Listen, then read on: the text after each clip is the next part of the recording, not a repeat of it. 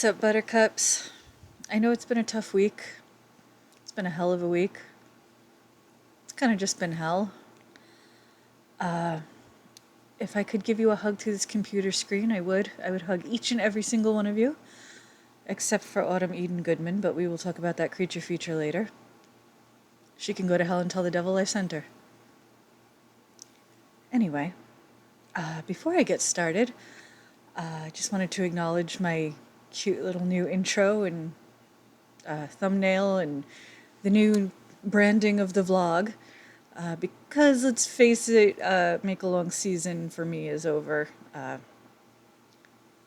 know I say this every week. I will get them done. I will get those projects done. Absolutely, positively. Just I got a lot on my plate right now. And to quote the great late Macho Man Randy Savage, I am unjustifiably in a position I'd rather not be in, but the cream always rises to the top. So, oh yeah. Unjustifiably in a position I'd rather not be in because, well, this vlog is its main purpose is to talk about yarn stuff and what I'm working on and what's coming into the shop and blah, blah, blah, and do a recap of the week and talk about future projects and whatever else is on the knitting radar.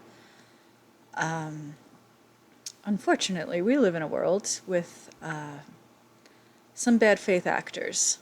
There are some not good people in our community.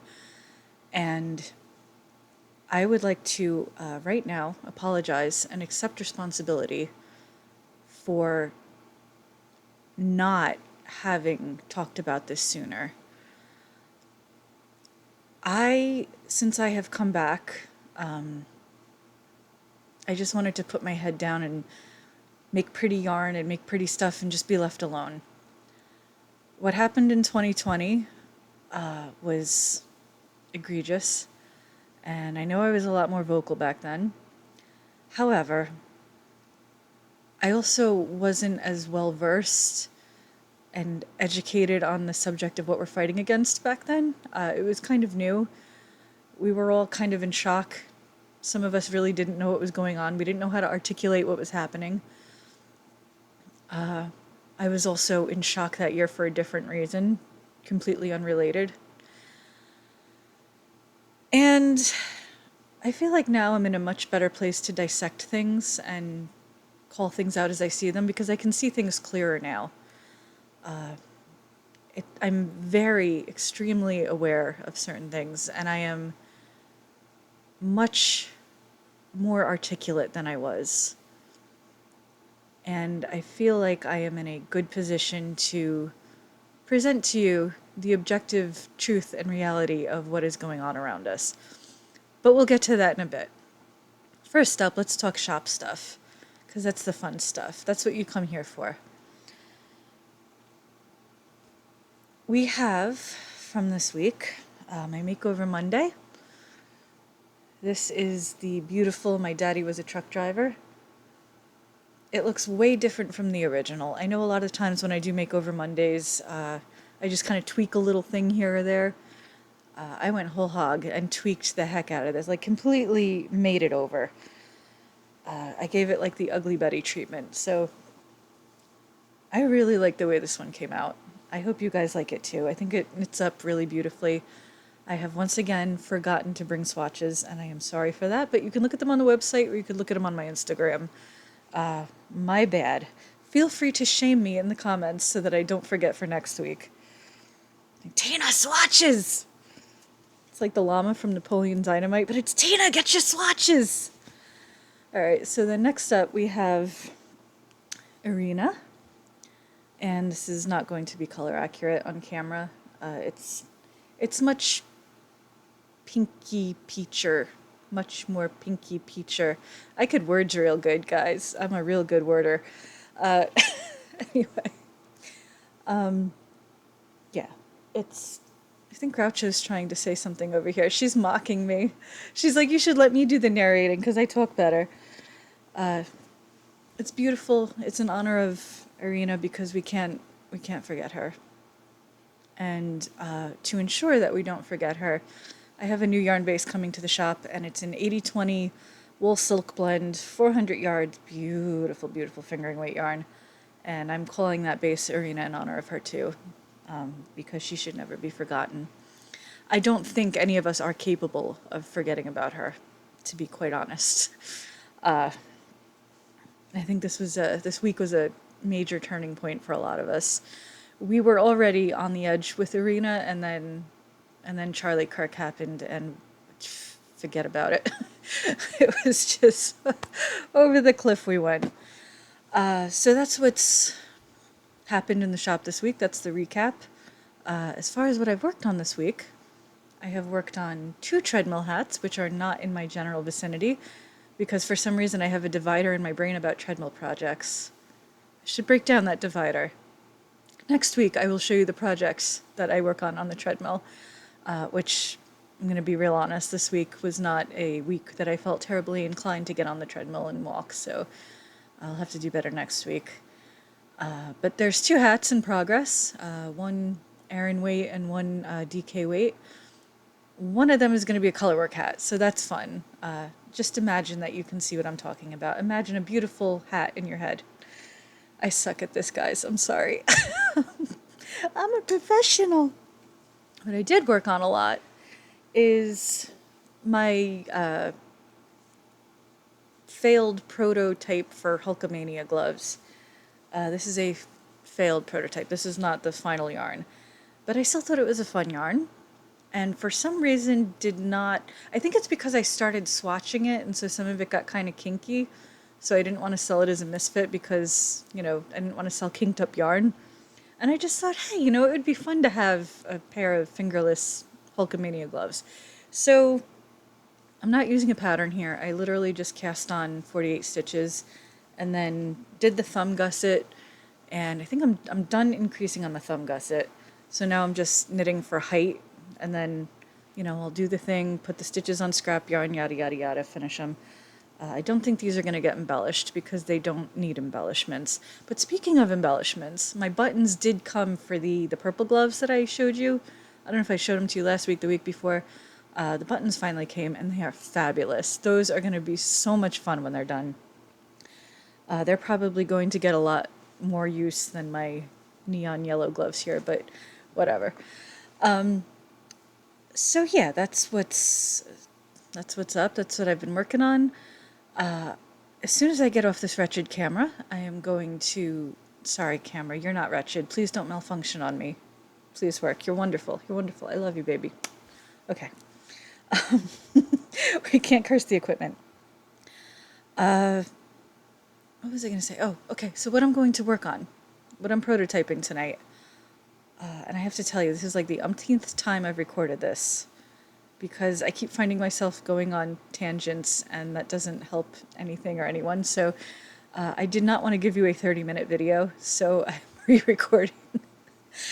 I'm going to be doing a colorway for Makeover Monday called Stochastic. I'm redoing that one. I've been sitting on that for a while, thinking about how I wanted to redo it and to better illustrate the concept on yarn, for lack of a better turn of phrase. And I feel like now is just absolutely the perfect time. Spoiler alert, there is going to be a lecture on inflammatory rhetoric in the very near future. The other 2 skeins are going to be one by request of our dear Liz Clothier. We are doing one called On a Work Trip with Jesus, and then we're doing one called Budget for Blueberries, which is absolutely heartbreaking. I don't want to have to do these yarns. I mean, I do want to do these yarns, don't get me wrong. I have to do these yarns. I feel like it's a way to tip the balance, and something really horrible happens and something really good and beautiful has to happen to make up for it. So, my whole life philosophy is turning wounds into flowers, so that's what we're trying to do here. So let's talk about inflammatory rhetoric. And let me preface this by saying I don't I don't want to talk about this stuff. I don't have the time to talk about this stuff. I don't want to make the time to talk about this stuff. I should not be here talking about this stuff. This is not my role in life. This is not what I was put on this planet for. But my moral compass is directed by truth and reality and justice more than anything. If something is unjust and if something is false, I am obligated to call it out. And if somebody in our little yarn community is doing something unspeakable, we should all call it out and condemn it. Because here's the thing. For the last 2 decades, we have gradually distanced ourselves from the people on the left as they have become more and more detached from reality. They've gone into their ideological cult. They've sat in their echo chambers. And if you've been paying attention, you've noticed that they've gotten more and more histrionic and hysterical, more hyperbolic. Everything now is genocide. Everything now is fascism and oppression, and that is ultimately the end result of looking through the world through a hierarchical lens and finding oppression everywhere you look because that's how you're trained to see things. They are not looking at the world as it really is. They are looking at the world through the lens of an ideology. So you have to understand that about these people. Their ideology dictates that in order for the world to fit that lens and to align with their vision, they have to lie constantly. They have to paint the world in a certain light. They have to paint people that they don't like in a certain light in order to make their ideology fit what they think is happening. Those of us who are former liberals and saw this happening and walked away from it, we have the benefit of seeing both sides of the coin. I know there's a lot of you who have been conservatives your whole life who just saw this stuff and were like, whoo, that's wackadoodle-doo, I'm not going near that. These people are just freaking crazy. But you didn't really get a taste of what it was like to feel the way that these people do. I will freely admit that for a while guys, I was an art student in New York City in 2008. I mean, like, come on. However, I am not as intellectually feeble as most of these people, and I was able to start seeing things as they were, started realizing things weren't lining up. There were narratives being pushed that just didn't make sense, and I got myself out of there. It also helped that I started dating somebody in 2012 who was he was definitely conservative, and he very patiently, and I do mean patiently, that man had the patience of a saint with me, because sometimes I was not kind when I challenged him. I was not respectful. And he very patiently dissected all of my arguments, showed me where I was wrong, showed me how I had been lied to. The core of the problem, I think, in our society right now is that some of us see that we have been lied to for a very long time about literally everything. I mean, everything from politics to healthcare to our food, everything. The media lies to us. All of those so-called authority figures that we were taught to look up to when we were little, and these people are in positions of power. They're authority figures. You're supposed to trust them. You imagine that they have your best interests at heart, that they have the interests of the country at heart, that they want to keep society fair and just. Some of us have realized in different ways that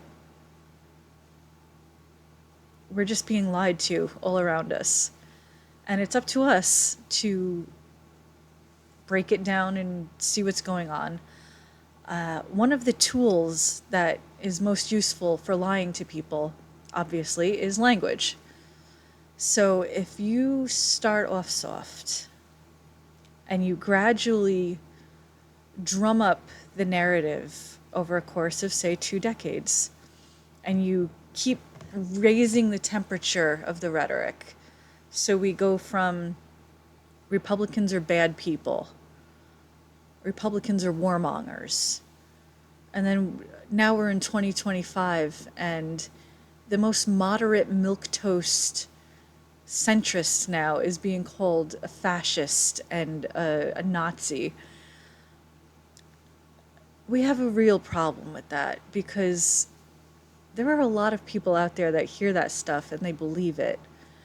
And whether it's that they believe it because they want to believe it, because they have to establish themselves as having some kind of moral superiority and they have to be the resistance and they have to like make up enemies to fight, or whether it's because they can't see for themselves what's going on and they truly believe that these horrible things are happening. It doesn't matter anymore why they believe the things they do, why they parrot the things they do. The fact of the matter is that over the last 2 decades, we have reached a point where people are falsely accusing other people of terrible things simply because they disagree on politics. And we're not in a climate anymore where we are disagreeing on politics. We are in a land of reality versus total delusion. Leftists would like to tell you, and they do at every chance they get, that Republicans and MAGA are an evil fascist organization and we want to do XYZ and we want to literally genocide people. And to us, the sane people who don't actually want any of these things, it can be a little shocking at first, when somebody just out of nowhere is like, you're a fascist, you're a Nazi, you're a white nationalist. And you're like, what? And your natural inclination is to defend yourself. But here's the thing. It doesn't matter if we defend ourselves anymore because they're not listening. They're not listening. They don't want debate. They don't want civil discourse. They don't want their ideas and their ideology challenged. They are incompatible with reality and truth and logic. And a prime example of that is somebody whose info I'm about to put on the screen right now. And I am not going to insult this person because I don't need to. Her very existence condemns her. Her behavior and the fact that she firmly believes that she is in the right and she is on the right side of history and what she's doing is great and proper and everybody should applaud her. I don't need... I'm going to tell you what she did, and I don't need to call names. It's not necessary. You will easily form your own conclusions. So, she is the maker of the Chordsmith, which apparently is an I-chord making tool. Excuse me. She has decided, and now let's backtrack a little bit. The only reason I know she exists is because this is not the first time she's made a list of people. Hey, sweetie pie, you know who else made lists of people? The first list that I was aware of that she made, that I was on, was a list of businesses on Public Square. Her beef with Public Square is that they are anti-woke and that they strongly align themselves with God and family and Second Amendment rights. Somehow that to her is, your normal average American family is just unbearably cringy to her and deserves to be shunned and boycotted. I don't know if she knows how civilizations have been built throughout history, but she's not interested in building civilization, so I guess I'll give her a pass on that. So that was the first time. I called her out and she blocked me, of course, because that's what she does. She blocks people. She's a coward and can't handle being confronted with her own actions. As a matter of fact, the second list, which she had me blocked, so I guess she couldn't see anything. I don't know if I've since been added to the list. I hope I was added to the list twice, even thrice, because you know what? On 2 Instagram accounts and my Twitter, I have expressed grieving and condolences for Charlie Kirk, and I have expressed outrage and sadness over how he was brutally murdered in front of his wife and kids. She has decided that she has compiled a list of businesses to boycott, and I will put that up here as well because I'm coming with receipts. You can go look at this yourself. She's not going to take anything down. She truly believes that she is doing the right thing. She has compiled a huge, huge compilation of people in her stories who, in their stories, expressed any kind of sadness over this man being brutally murdered in public. But it didn't stop there. I encourage you, if you haven't been blocked by her, to go look at it, but I'm going to warn you that it's extremely painful. If you have any kind of empathy, it's going to hurt because everybody's hurting right now. She, in addition to reposting people's stories, decided that she was going to add stickers and emojis such as ew and no, you're the problem and blocked and just all sorts of like childish nonsense. I'm trying very hard to speak objectively and neutrally here and give you just the facts. Just the facts. It's extremely difficult, though, I'm not going to lie. She believes that you should boycott and block these people for the crime of expressing sympathy and empathy. This is objectively what she's doing. I'm not being hyperbolic. You can go see for yourself. This is exactly what she's done. And when one of the people on her list tried to reach out to her and DM'd her in good faith, trying to have a conversation, she blocked her, and she mocked her by creating a coupon code out of that person's username. So the bottom line is, she is not a person who is open to discourse and debate. She cannot handle having her behavior or her ideas challenged. She's intellectually inferior. She, much like many other leftists right now, is using that all too common tactic of taking quotes out of context from Charlie Kirk, taking half quotes, twisting things around, and smearing him as, you know, all the buzzwords. It's so tiresome now. It is just beyond tiresome. They can't argue and they can't debate, so they just call names. Oh, well, he was a racist. Oh, well, he was a xenophobe. He was a homophobe. He was a transphobe. He was a Nazi. He was a fascist. Given that now that we know the shooter, who he was,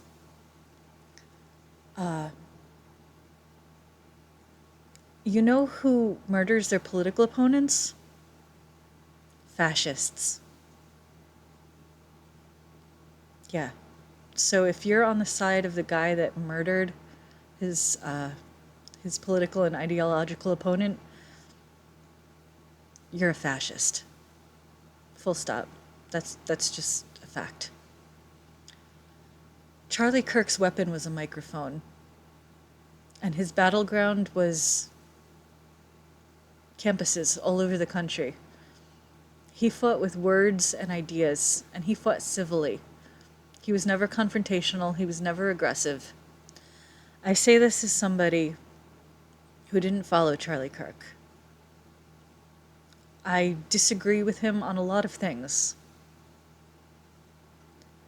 But I have such incredible respect for what he did, because there is an overwhelming majority of people in this country who are unwilling or unable to defend their ideas with logic and facts and reason. They refuse to talk, period. And that's led us to where we are now. Leftists have become so entrenched in their political ideology that they feel personally attacked if somebody questions their beliefs.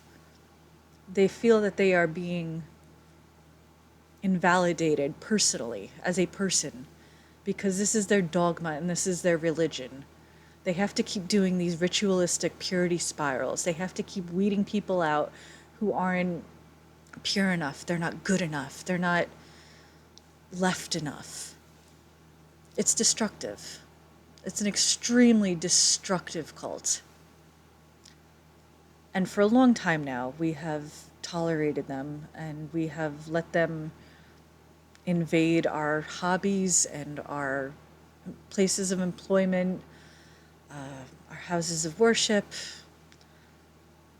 every arena in life for the last 20 years now has been increasingly dominated by unhinged leftists. It began when we all thought, oh, well, these kids are going to get out of college and then once they get into the real world, they're going to drop the ideology and they're going to learn real fast. We learned real fast. We learned that they are capable of the most vitriolic bullying and harassment we have ever seen in this modern age. And we went along with it because we didn't know what to do for the most part. We didn't know how to fight it. And then 2020 happened, and we further went along with it because a lot of us, not me, thankfully, a lot of people couldn't speak out. They were afraid of losing their jobs in the middle of a pandemic. They were afraid of losing their kids. I mean, we've been through a lot in the last 20 years, but especially the last 5 years. But there's only so far that you can push before the pendulum swings back. And those of us who are sane and rational and on the side of truth and reason, we've had enough. We're not sticking our heads in the sand anymore. We are not coexisting with your ideology. We are going to call out your ideology and your abusive behavior, because that's what this is. This is abusive behavior from people like Autumn Eden Goodman, who think it's perfectly acceptable to shame people for expressing empathy, which I thought was supposed to be a major tenet of the left. Aren't you guys the ones always preaching about empathy? Not very empathetic in love and light of you. Like I said, I don't need to insult her. You can go to her page. You can also go to the list of stockists for her product, the Cordsmith. I will put that up right now. You can tell all of these stockists how you feel about the person that makes this product, because turnabout is fair play, and I believe that we should absolutely vote with our dollars. So if you are also of the mind that her behavior is unacceptable and you don't want anything to do with that, let them know. You have every right to reach out to a store and tell them exactly what the maker of a product that they're carrying is doing, and then they can decide if they want to be associated with that person. I'm just playing by her rule book here. So feel free to go do that. I am going to go prototype some yarns and drink lots of caffeine. And yeah, I hope I'm not forgetting anything. This wound up being a half hour anyway, and I'm sorry. I didn't mean for it to be like that. I really tried to keep it as concise as possible, but I also wanted to be very careful with my words and make sure that I got all the relevant info up and that I didn't forget anything. So don't think I forgot anything. If I did, let me know, and I'll clear it up. Thank you for watching. I hope to see you next week, and I will see you very soon on the Instagram for all the new yarns coming out, and I will see you here Monday for Makeover Monday, so stay tuned for that. Let me also mention, 20% of Stochastic will be going to Turning Point, and 10% each of the other 2 yarns will be going to Turning Point as well. Just so you know. Okay, I think that's really it. Thank you for watching.